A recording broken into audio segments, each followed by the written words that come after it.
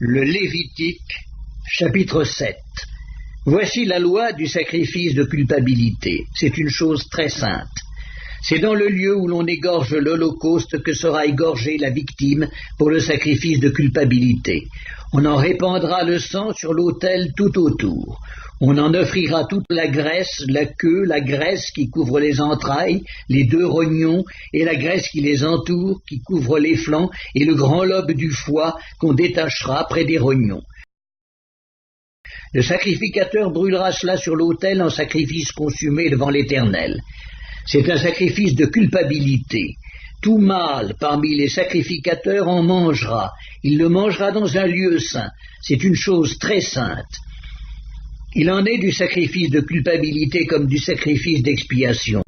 La loi est la même pour ces deux sacrifices. La victime sera pour le sacrificateur qui fera l'expiation. Le sacrificateur qui offrira l'holocauste de quelqu'un aura pour lui la peau de l'holocauste qu'il a offert. Toute offrande cuite au four, préparée sur le grill ou à la poêle, sera pour le sacrificateur qui l'a offerte. Toute offrande pétrie à l'huile et sèche sera pour tous les fils d'Aaron, pour l'un comme pour l'autre. Voici la loi du sacrifice d'action de grâce qu'on offrira à l'Éternel. Si quelqu'un l'offre par reconnaissance, il offrira avec le sacrifice d'action de grâce des gâteaux sans levain pétris à l'huile, des galettes sans levain arrosées d'huile et des gâteaux de fleurs de farine frites et pétris à l'huile. À ces gâteaux, il ajoutera du pain levé pour son offrande avec son sacrifice de reconnaissance et d'action de grâce. On présentera par élévation à l'Éternel une portion de chaque offrande. Elle sera pour le sacrificateur qui a répandu le sang de la victime d'action de grâce.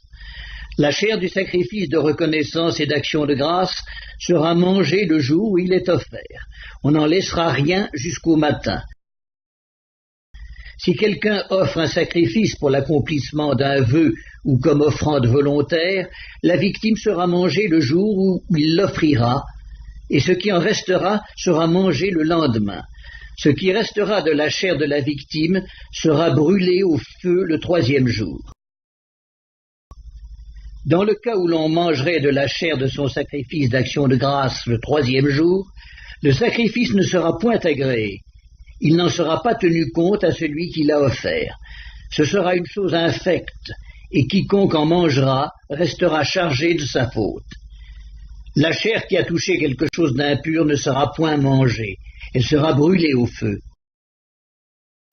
Tout homme pur peut manger de la chair, mais celui qui, se trouvant en état d'impureté, mangera de la chair du sacrifice d'action de grâce, qui appartient à l'Éternel, celui-là sera retranché de son peuple. Et celui qui touchera quelque chose d'impur, une souillure humaine, un animal impur, ou quoi que ce soit d'impur, et qui mangera de la chair du sacrifice d'action de grâce qui appartient à l'Éternel, celui-là sera retranché de son peuple.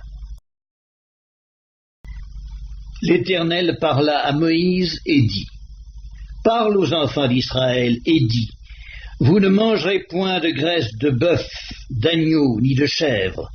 La graisse d'une bête morte ou déchirée pourra servir à un usage quelconque, mais vous ne la mangerez point.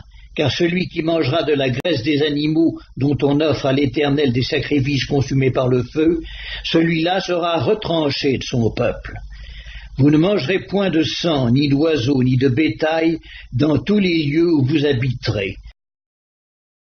Celui qui mangera du sang d'une espèce quelconque, celui-là sera retranché de son peuple. » L'Éternel parla à Moïse et dit, « Parle aux enfants d'Israël, et dit, celui qui offrira à l'Éternel son sacrifice d'action de grâce apportera son offrande à l'Éternel, prise sur son sacrifice d'action de grâce. Il apportera de ses propres mains ce qui doit être consumé par le feu devant l'Éternel. Il apportera la graisse avec la poitrine pour l'agiter de côté et d'autre devant l'Éternel. Le sacrificateur brûlera la graisse sur l'autel, et la poitrine sera pour Aaron et pour ses fils. Dans vos sacrifices d'action de grâce, vous donnerez au sacrificateur l'épaule droite en la présentant par élévation. Celui des fils d'Aaron qui offrira le sang et la graisse du sacrifice d'action de grâce aura l'épaule droite pour sa part. Car je prends sur les sacrifices d'action de grâce offerts par les enfants d'Israël la poitrine qu'on agitera de côté et d'autre, et l'épaule qu'on présentera par élévation, et je les donne au sacrificateur, à Aaron et à ses fils, par une loi perpétuelle qu'observeront les enfants d'Israël. C'est là le droit que l'onction d'Aaron et de ses fils leur donnera sur les sacrifices consumés par le feu devant l'Éternel, depuis le jour où ils seront présentés pour être à mon service dans le sacerdoce.